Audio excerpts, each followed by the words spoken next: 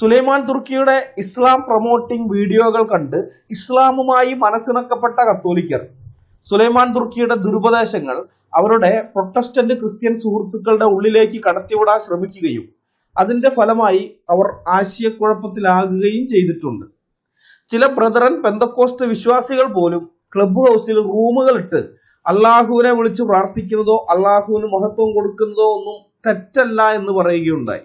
അത് മാത്രമല്ല, യേശുക്രിസ്തു പോലും അള്ളാഹു എന്ന പേര് വിളിച്ചിട്ടുണ്ട്, അള്ളാഹുവിന്റെ പേരിൽ സമാധാനം ആശംസിച്ചിട്ടുണ്ട് എന്ന് വരെ ഇക്കൂട്ടർ പറയുകയും ചെയ്തു. ഒരു ബ്രദറുകാരനാണ് അത് പറഞ്ഞത്. എനിക്ക് വളരെ പരിചയമുള്ള, വർഷങ്ങളായി പരിചയമുള്ള ബ്രദറുകാരനാണ്. അള്ളാഹു എന്നത് അറബി വാക്കാണ്. യേശുക്രിസ്തു അറബി ഭാഷയല്ല സംസാരിച്ചത്, അരാമിക്കും ഗ്രീക്കുമാണ്. അരാമിക്കിലോ ഗ്രീക്കിലോ അള്ളാഹു എന്ന വാക്കില്ല.